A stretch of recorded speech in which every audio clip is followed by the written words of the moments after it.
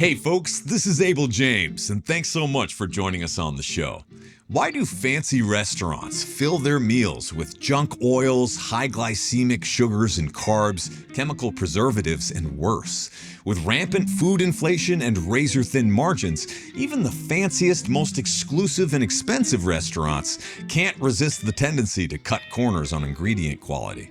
That means that no matter how much you spend on eating out, with few exceptions, you're still getting food of shockingly low quality.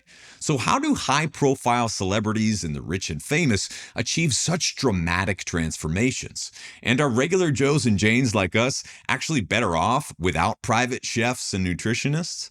Today we're here with celebrity chef and entrepreneur James Barry. James has spent the past 2 decades as a professional chef focused on making comfort foods healthy without sacrificing taste. He's cooked for celebrities, musicians, and billionaires, but it was actually becoming a father that forced him to go deeper in his exploration of functional food. In this episode, you'll discover why the food served at fancy, expensive restaurants is so often terrible for our health, simple cooking tips and techniques to make home-cooked meals more flavorful, satisfying, and nutritious, how to encourage picky eaters to become more adventurous by expanding their palates, the unexpected challenges and downsides of relying on external experts like private chefs and nutritionists, and much more. Let's go hang out with James.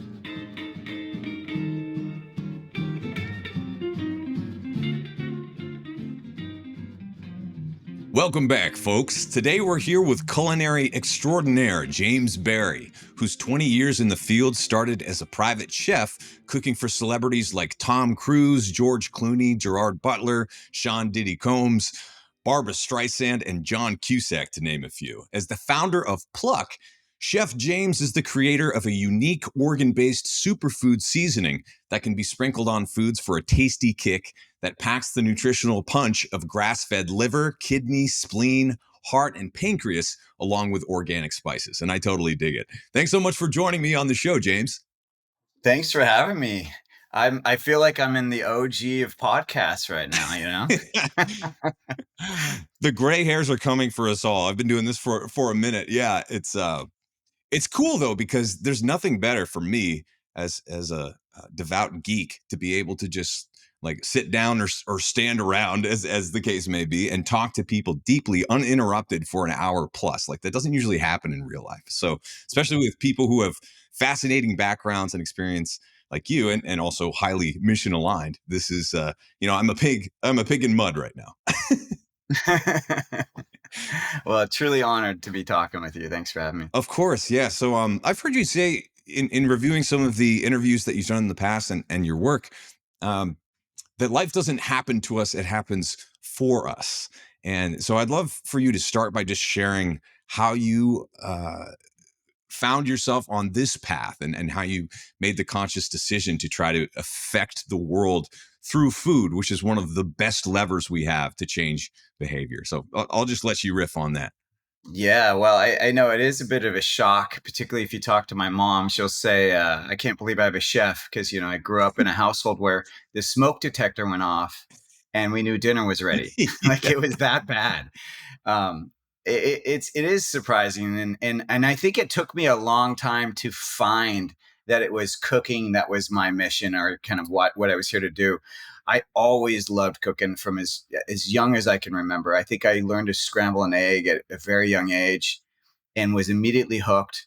I was the type of kid who would love to read cookbooks and magazines. If I was in a waiting room, I wasn't grabbing People magazine. I was grabbing the cookbook or the cooking magazine.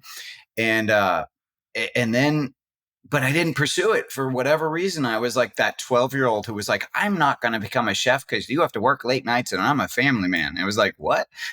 Like, why was I thinking that at 12 years old? I don't know. But I just made a decision at that very young age. I'm like, this is going to be a hobby, and I'm going to pursue other things, but I'll still do this, and it's still passion. But it was 9/11 actually that Wow.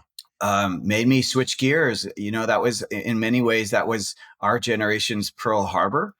And I really, that just made me completely rethink. I was like, okay, everything in my life has got to be coming from a heart-centered place.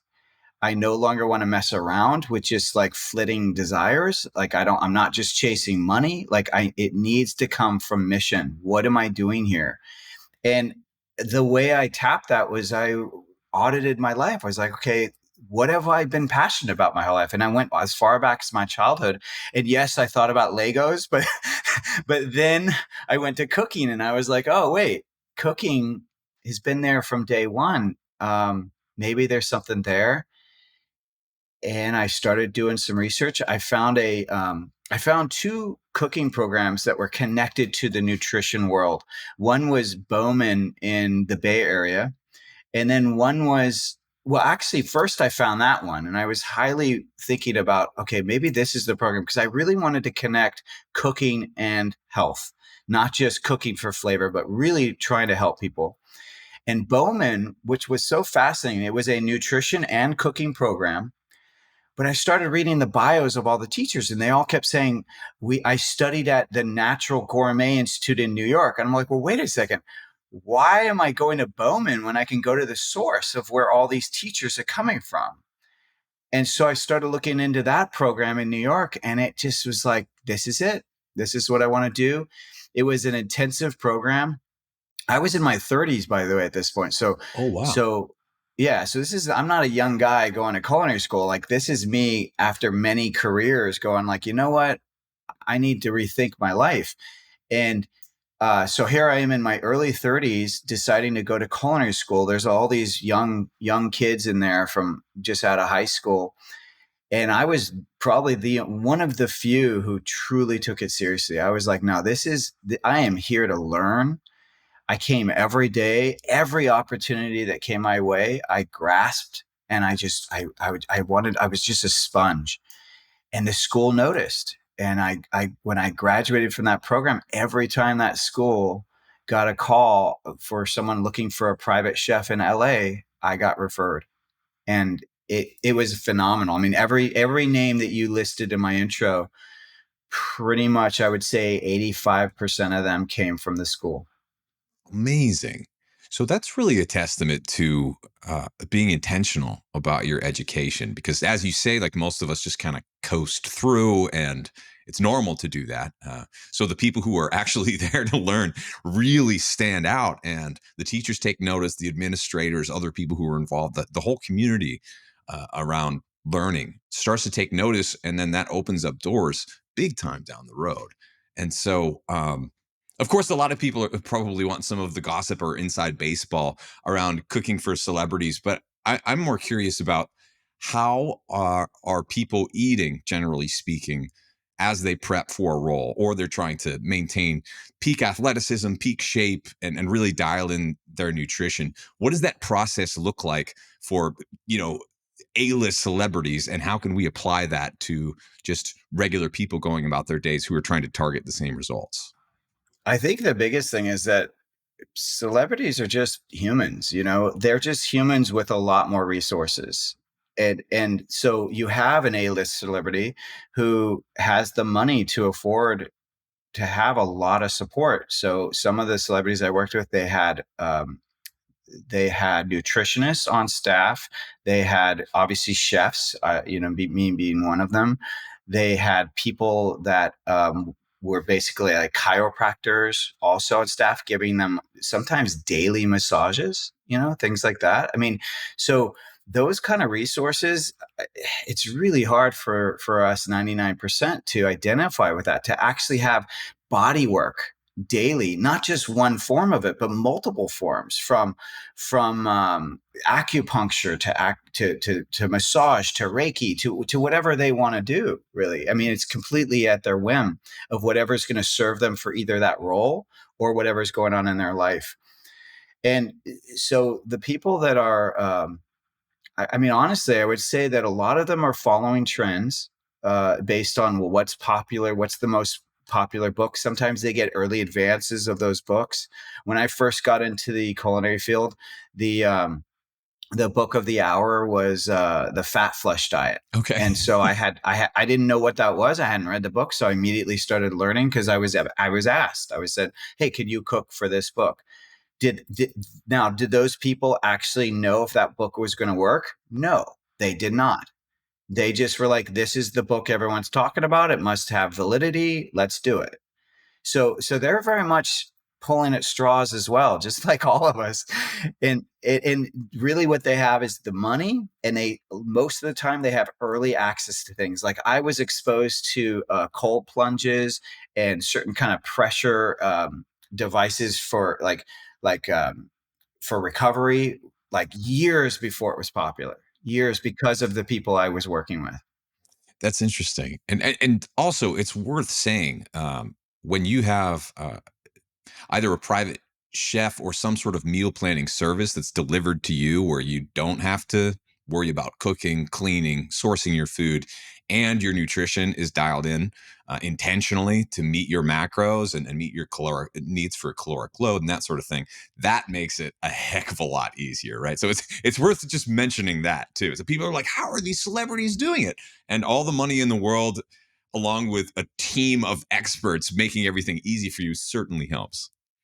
Well, this is a funny story, and obviously I'm not going to say which celebrity it was, but I was going out of town. Sometimes I would deliver food to these clients, so I wasn't like for Tom. I was working in his house. I was working, very much in their personal space. Tom and Katie when they were together, but some of them I was just delivering food, and I was going out of town, and I had a friend deliver this celebrity's food, and she she got to his door. She rang it, not thinking he would be there. He answered. He can't. He grabbed the food and he said, "What do I do with this?"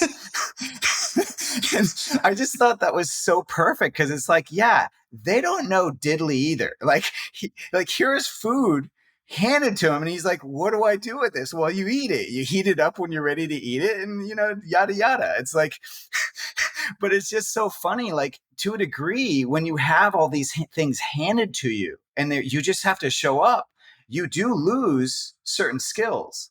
I think that's what's happening in general with like organ meat. Organ meats around, particularly in the US, is that when they're not available to us, and I'm just focusing on organ meats, but you could apply this to almost any health paradigm or health specific food, is that when it's basically not available to you, like when you don't have to learn how to think about cooking it, when you don't have to buy it, when you don't have to eat it, we lose the taste for it. We lose the culinary skills. They stop carrying these things, so they're not in front of us. So some people be like, "Oh, I can't wait to be a celebrity, so I have all that money to do da da da da." But I'm like, I don't know, man. In many ways, many of them are helpless. They lose certain skills, and they're just kind of parrots. They're kind of following what someone is showing them what to do, and they don't necessarily understand it. They're paying someone for a service, and that person they're just listening to that person basically. Yeah, and then your natural abilities can atrophy, or you just never develop them. You never have to, which, on the other side of the coin, makes it easier for people to take advantage of you, which is, a recurring story for the biggest musicians, the biggest actors, and other A-list celebrities. That is par for the course as far as that goes. So that's a really good point, that we should, take it upon ourselves to develop that ability, because you never know, like you might hate it, but you also might learn how to love some of these things, right?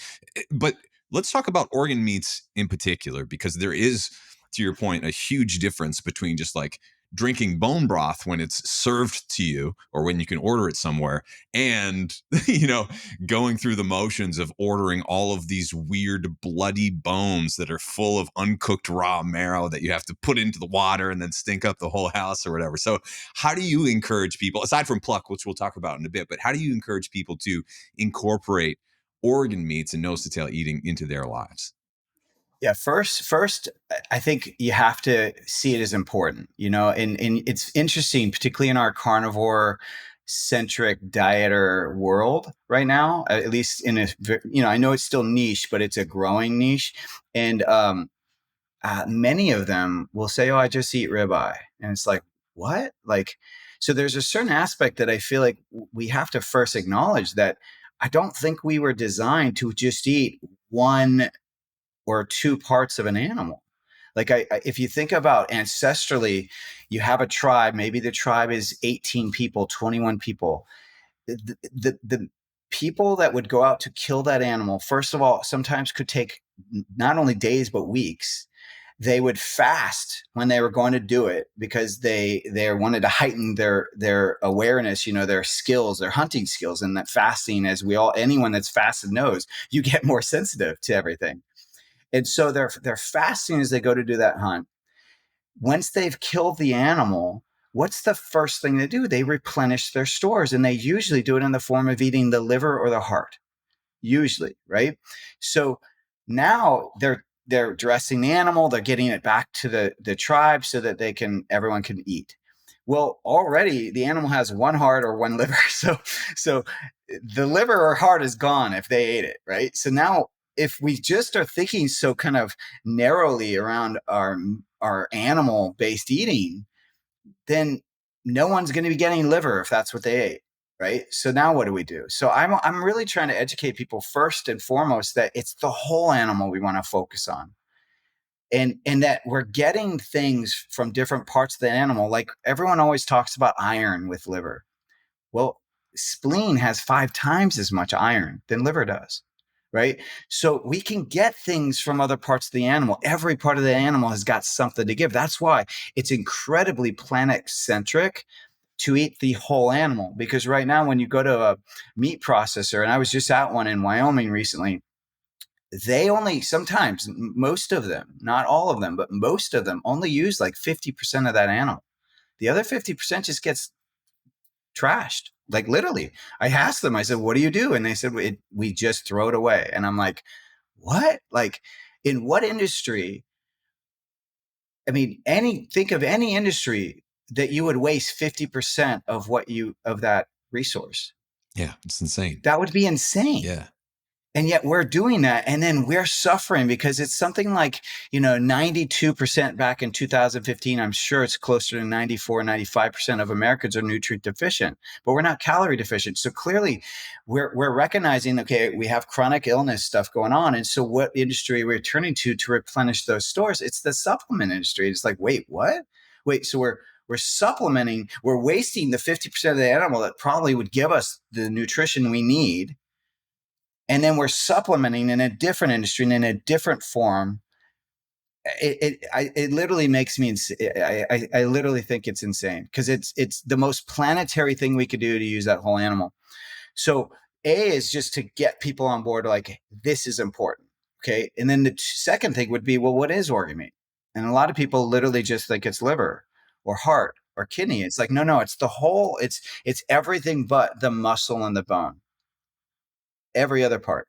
So now that we think of it that way, now it's going to open up to what's the possibility of what we could do with this. And the first thing I would say is that you have to remember there's parts of that animal, parts of the organs that are closer to muscle meat, and there's parts that are not. The ones that are closest are going to be the tongue and the heart. So I would definitely start there. Because if you're going from, you don't want to go from 0 to 99, right? We want to ease into things. Because I would assume you're like this too, since you've been so involved in health for so long and so curious. I am only interested in the thing that we can make lifestyle. If it's a fad, I have no interest in it. I don't want to do the thing that I'm going to do for a month and then I never do again. It's like I only want the things that I'm doing daily and that are habits that become lifestyle. So for my money, it's the things that we gradually get involved with. And so going from muscle to something that's closer to muscle is a win. And so heart is a perfect example. Now, the mistake some people make is they think, well, I got to go beef, go big, go big or go home. And it's like, well, no. Actually, if you start with poultry heart, much easier. It's mild. It takes on flavors really easily. You can chop it up. It's small. You can chop up like 5 or 6 of them, throw them in your spaghetti sauce, and you think it's mushrooms. Like no one will even know. There's such an easy, it's just an ease going into poultry. Now it's not going to be as nutritious, but it's still, we're less, like I want people to kind of get over, like, it's less about the nutrition when you're making a switch and it's more about just the kind of texture and like acclimating into it, the flavor and the change of your palate will come over time. And you've got to give space for that, because we can, like, what's fascinating is that we can like anything. We can get addicted to anything and we can like anything. We just have to do it enough to reach those levels of either addiction or preference. And if you talk to someone that's been incarcerated, for example, the food tastes horrible the first day they come in, and then once they're out, they miss the food. Right? So duration, or how long we do something, will determine how often and how long will determine whether we like it or not. I mean, it's sometimes that simple. So I would start with poultry heart. I would then, when you're ready, graduate to grinds, like beef grinds that have organs already ground into them. A tip that I give people that is a really easy DIY is, if you don't want to buy a grind that's already done for you, like Force of Nature puts one out.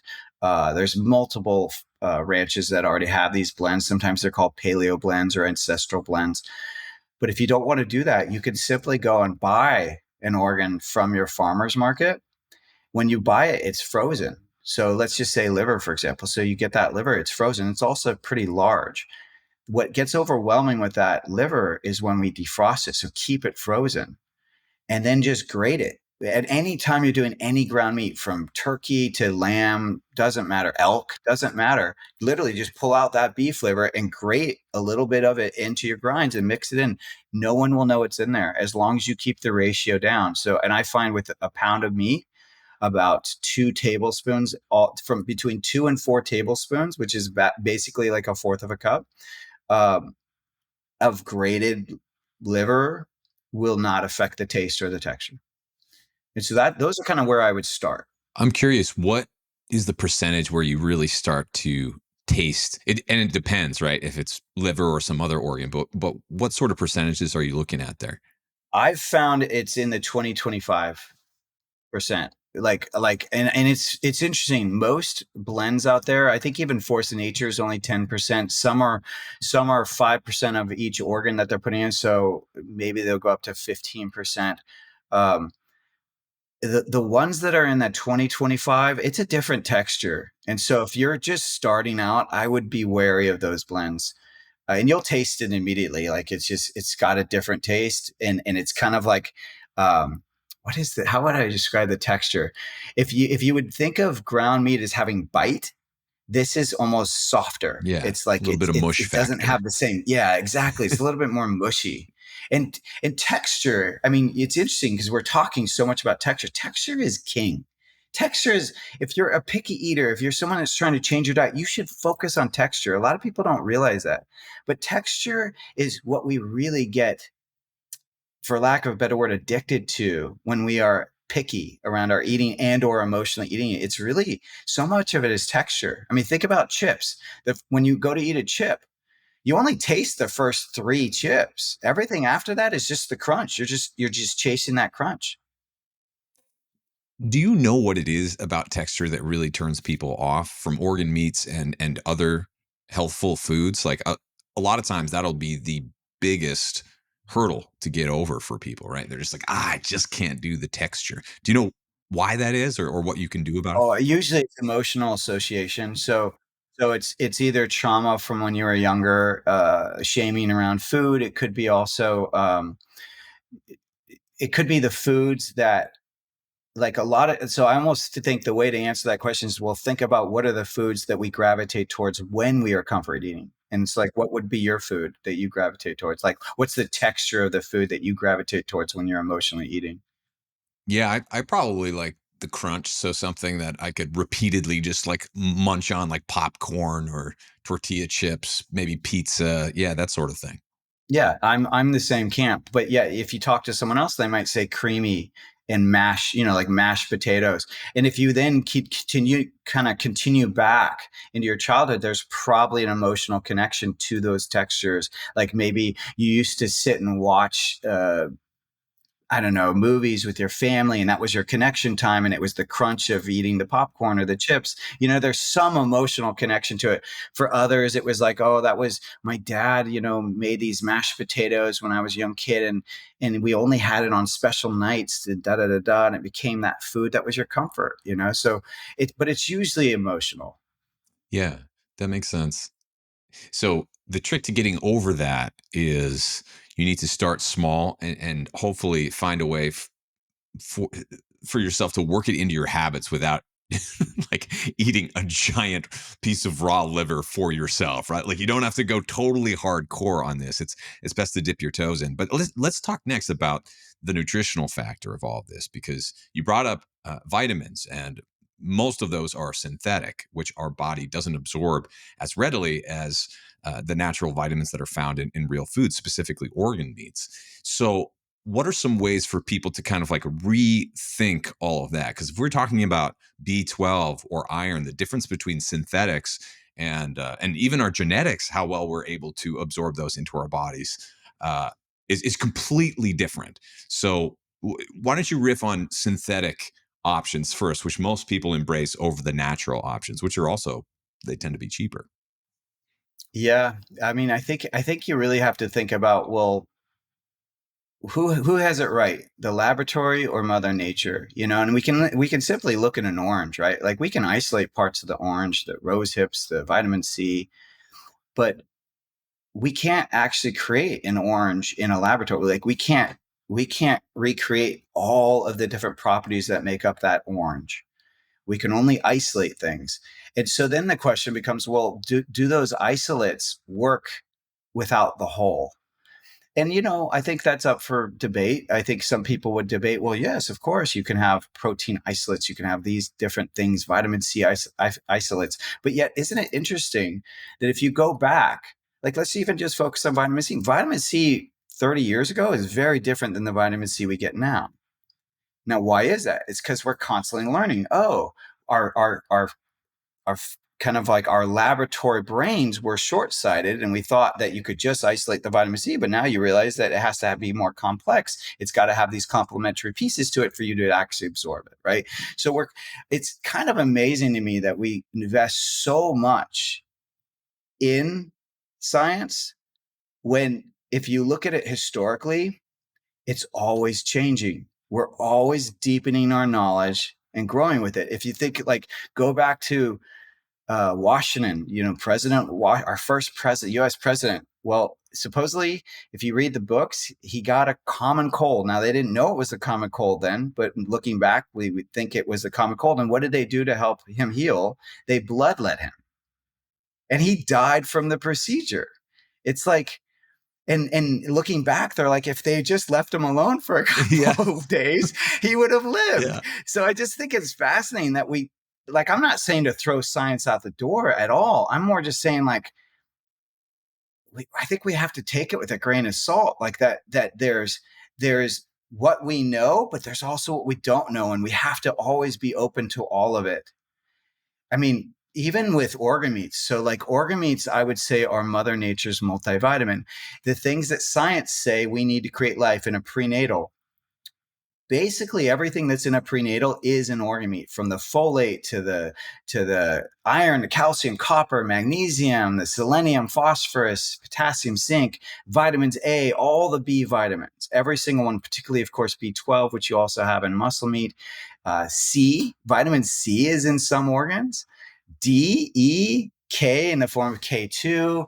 I mean, which is also known as activator X. I mean, it's just like in my mind, it's like it's the only food that, when you compare it to anything else, from like the superfood berry of the hour, or the kale, or to even beef and salmon, it's like, if you compare it to any other food, it's the only one that checks off every box in some degree or another.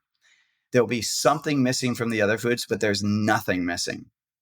And what's beautiful about it, and you already kind of made this point, but I'll just reiterate, what's beautiful about when you get it from nature is it's probably, in more cases than not, it's probably designed in the most absorbable fashion it could be.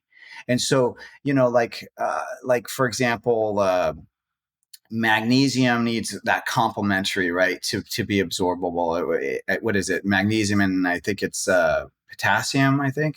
Generally speaking, yeah, you want to get the electrolytes together. And then magnesium has so many different forms if you're getting it from a lab, not so much from nature. Exactly. Yeah. Not so much for nature, but you need the two. And what's so beautiful is that usually in Mother Nature, particularly in organ meats, they are already there and they're in the balanced state from being most absorbable.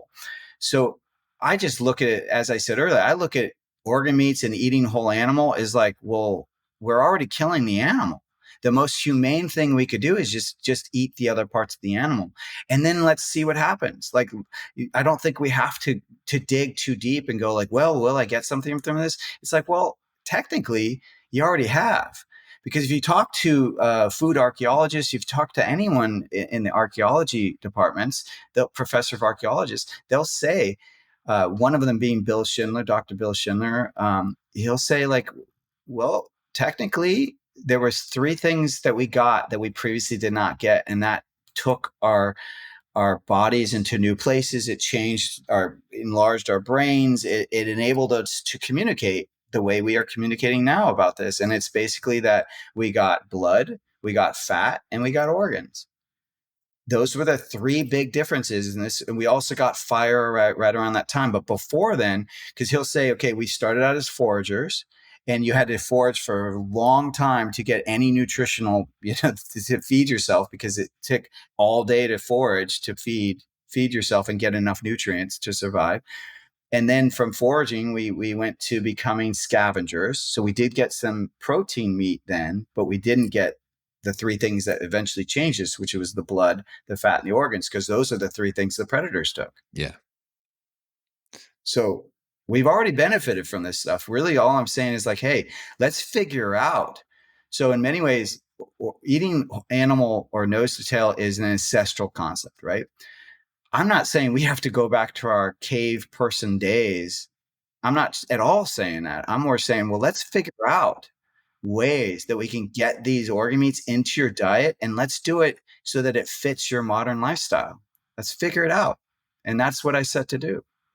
I love it. And it is an acquired taste. So even if you find it off-putting at the beginning, it like takes a while for your brain to link up how it tastes and how you feel afterwards, right? We find this with bad foods sometimes as well, or like beer, for example, or wine. A lot of people they find it off-putting the first few times that you have it because it's too sour or it's too like funky and weird.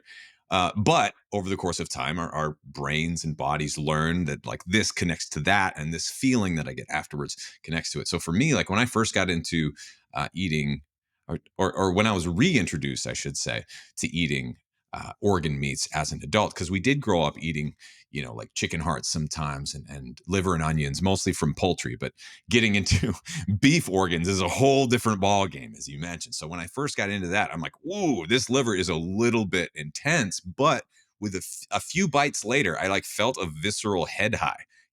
I could feel some, and I don't know if it was the B vitamins or if I was low on iron or what it was exactly, but a few times of doing that, my body learned like even the smell it now associates with the feeling I might get after eating a little bit of that, especially if it's after a run or a hard workout. It's like I can start to feel that craving, which is what you want. But first few times, especially with the beef organs, you're gonna have to put the work in for that to start, showing up in your own habits.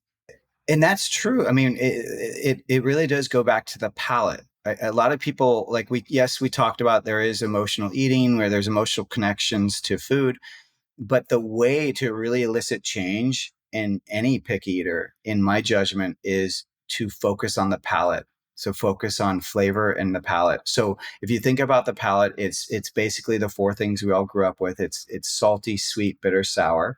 The fifth one they discovered in the 90s was called umami, which is basically what I would say it's kind of meaty or savory. It's hard to really classify umami, but it is a unique flavor. And then there's a sixth that they're now kind of identifying, which is really like rancid food, or when food has gone bad, that has its own unique flavor as well. So when you have a unique flavored food, so if you look at America, I would say we skew in salty sweet. everything, particularly if you're eating ultra processed foods, it's all salty or sweet because they use it as not only flavor enhancer, but also preservative sometimes. So that is where we're skewed. So any picky eater in America is skewed towards salty sweet. So how do you get them out of that? Well, you got to introduce the other flavors.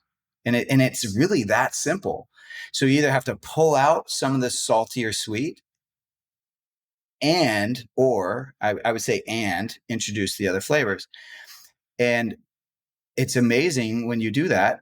And how I would advise to do that is no differently than you would do the same if you were changing the food of a pet. So you would start out with the 95% of the old food and give 5% of the new. And eventually over time, get the new food is the most and the old food is either the least or is gone. And the same thing you do when you're trying to expand someone's palate. You start to get the sour, the bitter, and umami foods into the diet. And it can just be a little bit. Like I advise like parents, they could use sauerkraut juice. So from fermented vegetables, you can literally just take a little bit of that juice and mix it into your kids. When I'm saying when they're getting their first foods, just mix a little bit into their, whatever you're giving them, their mash or whatever it is. And you're only using a little bit. So they're not going to freak out about the difference in flavor, but you're going to start to condition that palate. We get, so pluck is my version of helping people get organs. And I know we're going to talk about it, but what's fascinating is that we get that feedback is that all parents do is they start using pluck, which is very predominantly umami because of the organ meats in it. They start using pluck in their kids' foods. And then we get reports of like, oh, my kid's now eating new foods. They didn't do anything different. They just seasoned it with pluck. And I'm like, oh, it's the umami. The other comments we get are like people saying like, oh, everyone's eating more of the food I make. They're all saying what a good chef I am. And I'm like, yeah, the umami, when you have a unique flavor, it brightens the other flavors. So umami actually makes food taste better. And we see that play out in these ultra processed foods because basically the industry will put in things like MSG into their packaged foods. And that is what the MSG is doing. It's not there for nutritional value. It's there for addictive and flavor value because they know it adds an umami, which makes it more, makes flavors pop. And then it also hits the part of your brain that is addictive for food. Yeah. So when it comes to flavor, the Western palate that's used to ultra processed foods that are kind of skewed to the salty and sweet is missing so much, like you said. And one of the things I noticed once I started traveling to other countries was like how some foods seem to, and some cuisines purposely have like not only the umami, but like a stank built into them, right? Like the stank of, I don't know if it's fermentation or slight death or what it is, but it is present in sauerkraut and fermented vegetables, but also in like fermented fish and like eggs that have been buried for 100 years and all sorts of kind of wild stuff. Oh, the cheeses, right? The European cheeses. Absolutely. Yeah. But when you start to, at first, it smells off-putting and it tastes off-putting. You need to build up to that a little bit as well. But one of the things I love about pluck is that, I don't know, and maybe it's because my palate is already somewhat opened up to it, but I don't taste the organs. I do sense the umami. But I really like the spices that are in it as well. I remember growing up, my dad was a huge fan and a great cook of his own, but a huge fan of using things like spike or I love spike growing up. Yeah. And for anyone who doesn't know what spike is or was, I don't even know if it's still around. I haven't seen it for a long time. It is. But What's scary though, when you look at what's in it, it's like soy isolate, and you're like, what? But it's so good. Yeah, it's just it's a spice blend, a unique spice blend from a company, and they called it Spike, and then they have other blends since then.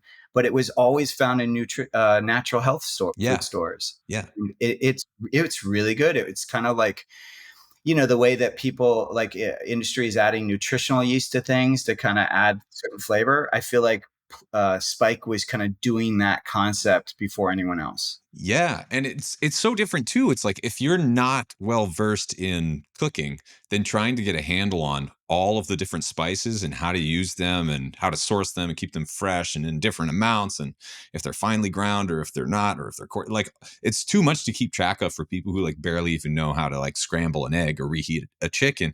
So when you can combine a lot of these different spices artfully and add in the microdose of organs and umami. I think that is such a great way to open up, to your point, kids' palates, but also for adults. It's so much easier to take a pinch or a shake of something that is thoughtfully and intentionally designed to put on your food to make it taste better than trying to reinvent the wheel every time you come up with a different dish, or you want to season your meat and you're reaching for like 10 or 12 different things and you don't really know how to use them. Even if you do know how to use them, it's a lot of work and a lot of effort that you don't necessarily need to expend all the time when you have something that's a tool like pluck around. So I've really appreciated, thank you so much for sending it my way. And I've really appreciated putting it on all sorts of different foods that I wasn't even expecting. Yeah, it's kind of amazing how versatile it is, and I didn't know that when I created it. But one thing I think will help people around spices, or just to think about spices, is so um, Spike is a great reference, actually, because that's one of the I used to love that blend. I no longer resonate with some of the ingredients that are in there, but back in the day, it really opened my brain up to what was possible.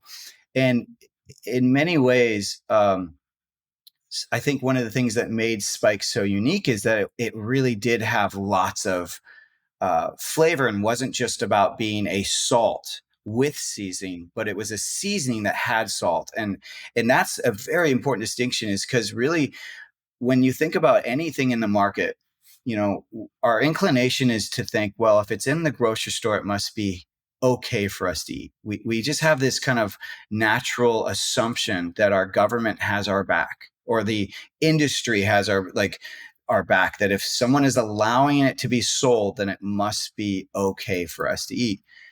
But if you think about it, the driving force with this economy is profit, right? So what is the cheapest ingredient in most foods? It's salt. Salt and sugar are two of the cheapest ingredients.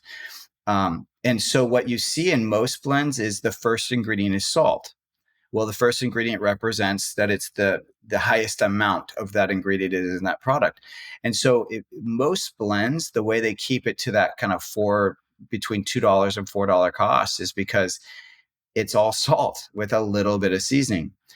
And so my focus was like, to help people get organ meats, but also, to your point, I didn't want people to taste the organ meats. And so to do that, I had to put flavor first. So our first ingredient in pluck is actually onion. It's organic granulated onion, not even powder, like granulated, because I don't like with certain powders, sometimes they add other things to them to keep the flow. And so I wanted literally just onion.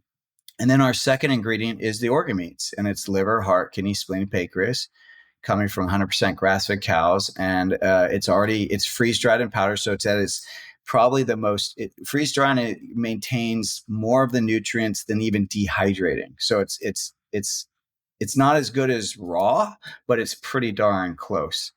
And then it's got the third and fourth ingredient, or depending on the blend, is either garlic or salt. And we use Redmond real salt.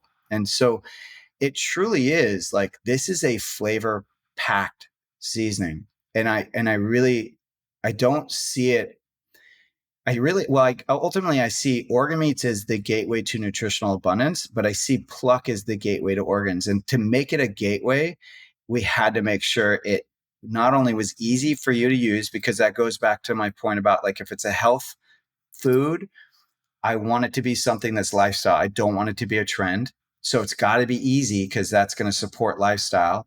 But then it's also got to be delicious. Yeah. And so usually, like you said, restaurants and packaged products will get there with shortcuts like sugar, salt, MSG, and all sorts of all manner of Yeah. other things. Seed oils. Seed oils, All yeah. of it. Yeah. And a lot of people also aren't aware of the flow agents that are in a lot of the spices, right? And so I remember trying to find a few months ago, and I still haven't found a very good one, at least at the local stores around here, just like a garlic salt that didn't have a bunch of crap in it. What's the deal with all of these flow agents, and are they always on the label? Because it seems like they sneak them in there when they're not on the label all the time. Oh, all the time. I mean, sometimes they sneak stuff in when it says like natural flavors or artificial flavor. They're sneaking stuff in even there. The flavoring industry is not actually regulated by our government. It's regulated by itself. So we don't fully know what's in that industry. I mean, they're doing stuff that's really scary, from my understanding, from the people I've talked to. I mean, even when I was creating Pluck, so check this out. When I was creating Pluck and I was trying to find places to make it, co-packers and all this stuff, I talked to all these different people in the industry, and I actually found someone who was like, well, have you thought about just using organ meat flavoring? Like I could create a flavoring that you could just add to the seasonings. And I was like, huh? Like, why would you even suggest that? Like, do you think I'm trying to give people snake oil? Like, do you think I'm just trying to flavor things with the umami organ meats, of organ meats? Like, I'm trying to help people get healthier. And I just think that right there, it kind of categorizes the industry. It's like they're not really connecting that what we eat determines our health. I mean, it took me till my 20s to discover that. So I understand that it's not present for everyone, but what we eat. I mean, I think you even said in in your blogs, it's like 80% of what we eat determines our health, right? Yeah. Something like Yeah. Well, what we eat determines 80% of our health, however of you our want to health. do Yeah, that there you go. Yeah, yeah. math. But it's like, Sorry. Yeah. and it's funny though, when you try to put it into numbers, it is a little more squiggly than that, because it's almost like if if it's assumed that you're already going for walks and doing a little bit of strength training or whatever, then all your results pretty much are going to come from your nutrition. But if you're not doing those things, then it's like the math changes again.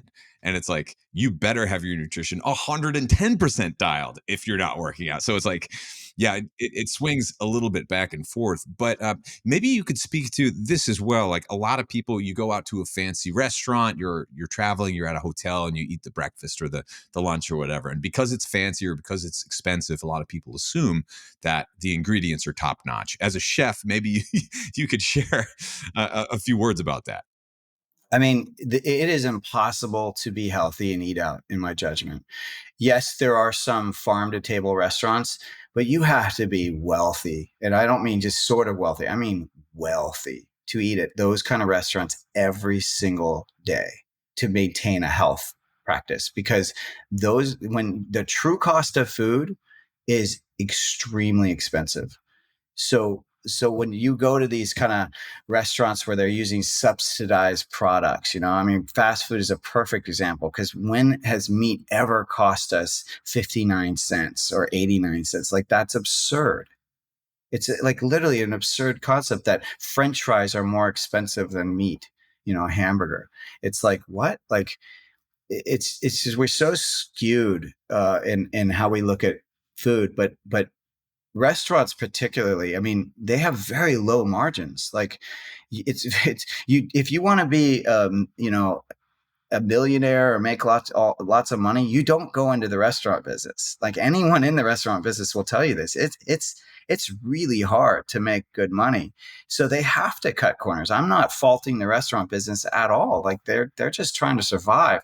And anyone that watched what happened from the pandemic knows, like, how many restaurants shut down during that time.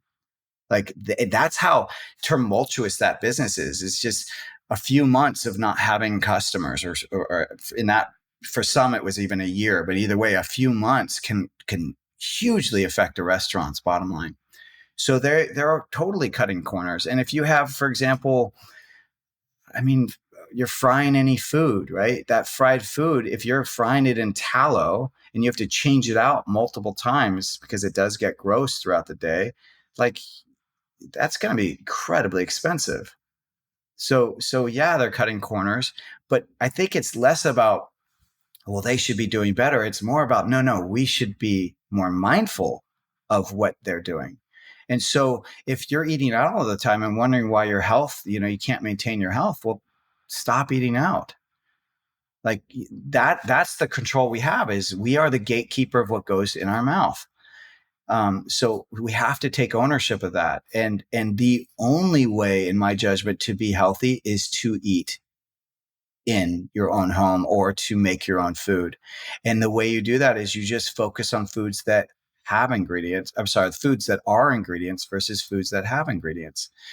And honestly, that is, in my 20 years of being in this business, I'm so curious for your answer to this, but like the thing that I believe has been the most consistent and the simplest kind of action anyone can take is just eat real food. Like it's literally move away from all the processed, overly processed foods, the ultra processed with all the ingredients, and just make food with simple ingredients. And you will see your entire health change.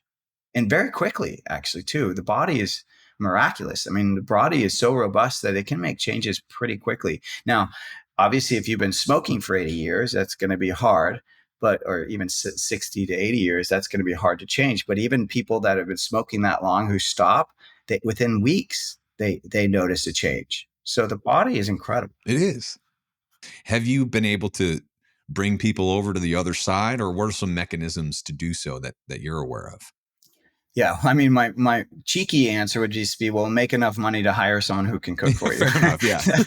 that would be the first thing. But no, the other thing is I think that we have this false idea that just because we eat, we're supposed to love to cook. And I think it's not true. I don't think you have to love to cook. There's lots of things we do in a day that we don't love, but we do them because you just have to do them. And so I think right away, just removing that kind of emotional attachment to thinking that you have to love what you're doing. It's like, no, just if you're someone who's like, it's just fuel and you're like, this is just something I have to do. And to be healthy, I got to cook from home, then simplify it as much as you can. Think of it less as a recipe and think of it like a formula. I need protein. I need fat. And depending on your diet, that's where it stops. Yeah. Or you might say you need vegetables and maybe some resistant starch, if you're on another diet, right? It's like, so just break it down to that. Okay, I want this much protein on my plate. What animal am I, or what source of protein am I getting today?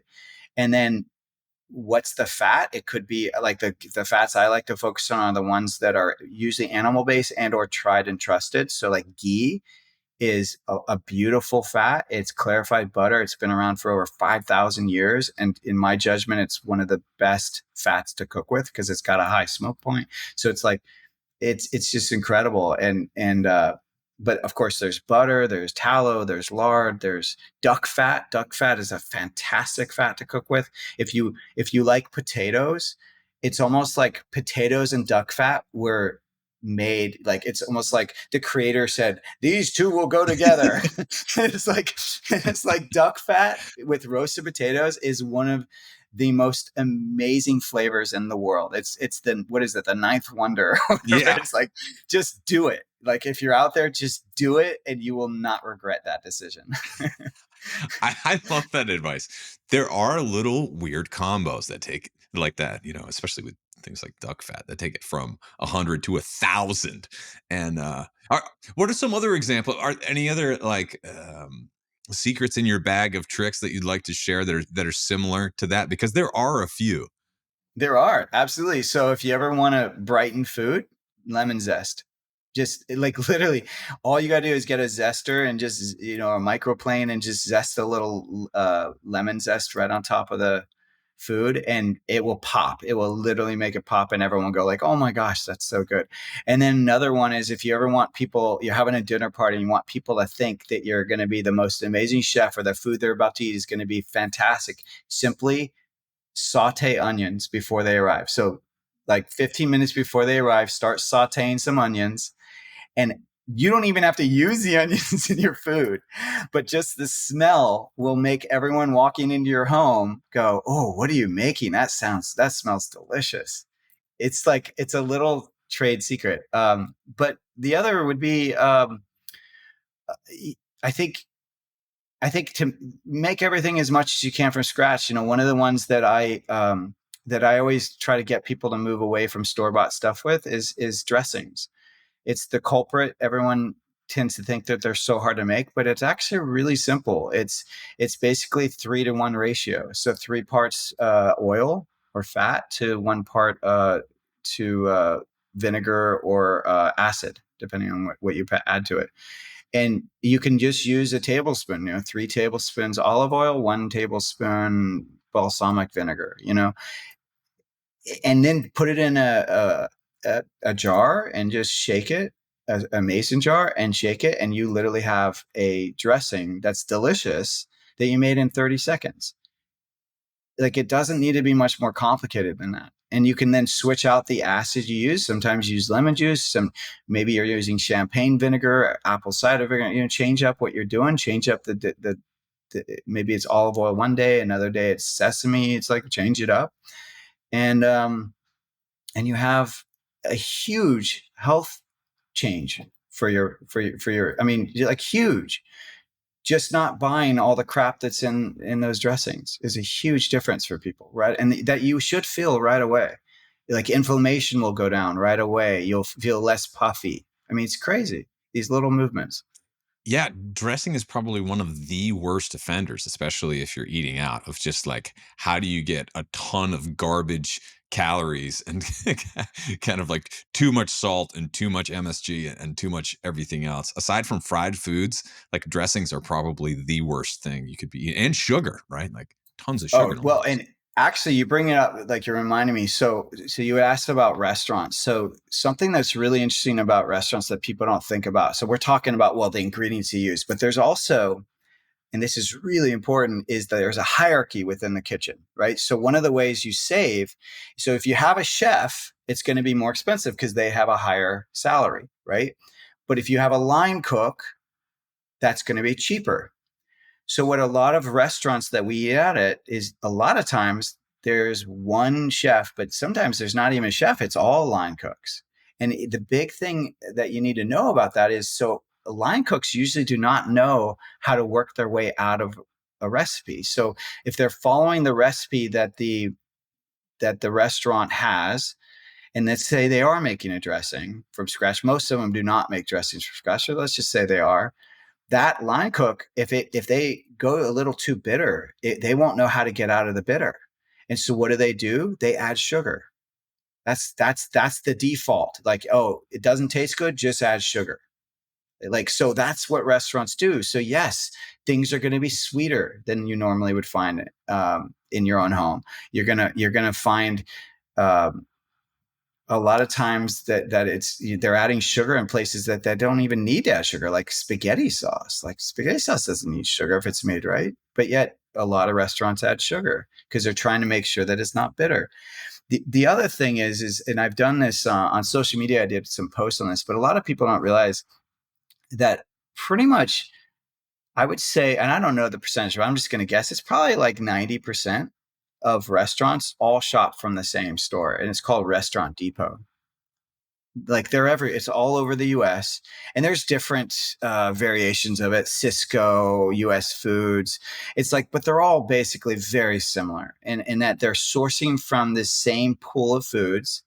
Heinz, Kraft, there's certain brands that they source from, and it's pretty much all store-bought stuff. So, like, it's already pre-made dressings, pre-made sauces. And so even places that you think are making them from scratch aren't. And I remember I had a big wake up when I lived in LA. I had a meal delivery service back then. And I would go to like the food restaurant depot sometimes to get packaging for my meals. And I would see all these carts that had the names of the restaurants that had been pre-made for the restaurant, so that way they could just come purchase it and go.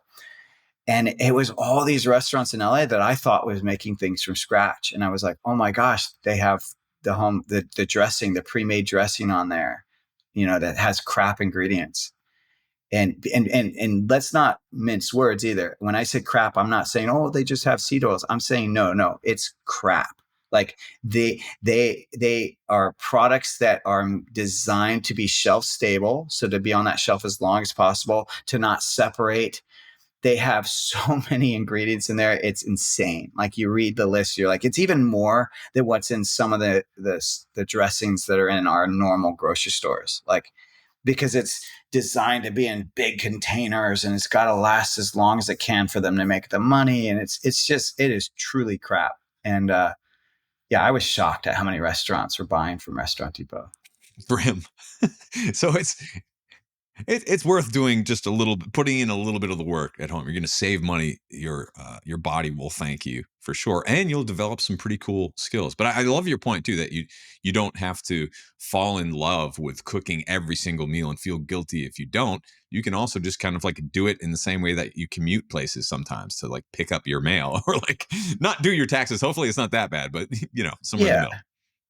And just create the environment that you do love. Like if you're someone who likes a certain type of music, play that music while you're cooking. Uh, Listen to a podcast. Listen to this podcast. You know what I mean?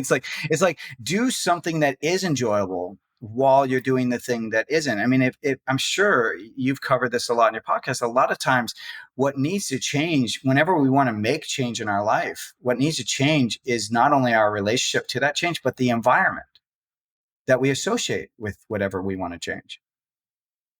So just change the environment. Awesome. James, this has been so much fun. What is the best way for people to find Pluck and your work in general? Well, you can find Pluck at our website, eatpluck.com. We're also available on Amazon. We've got 4 different flavors right now. They all have the liver, heart, kidney, spleen, pancreas in them. 3 of them are just unique flavors. Did you have a favorite when you? I like spicy. I like them all, but spicy is my go-to. Yeah. Yeah, that's a nice one. And then we have a 4th, though, for people that just want the organ meats. They don't want seasoning. We have a lot of carnivore audience that just get that one and they add it with salt. And that one's just called Pure. And you can even give it to your pets. A lot of people forget that pets want organ meats too. And it's sadly not in a lot of pet foods. There's not a lot of organ meats in pet foods. So that's our offerings on our website and on Amazon. And then you can find us socially at Eat Pluck. And I'm Chef James Berry. Right on. James, thanks so much for coming on the show. Yeah, thank you.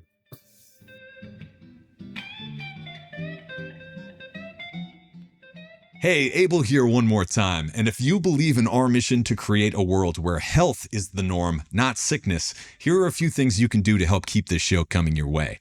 Click like, subscribe, and leave a quick review wherever you listen to or watch your podcasts. You can also subscribe to my new Substack channel for an ad-free version of this show in video and audio. That's at abeljames.substack.com. You can also find me on Twitter or X, YouTube, as well as Fountain FM, where you can leave a little crypto in the tip jar.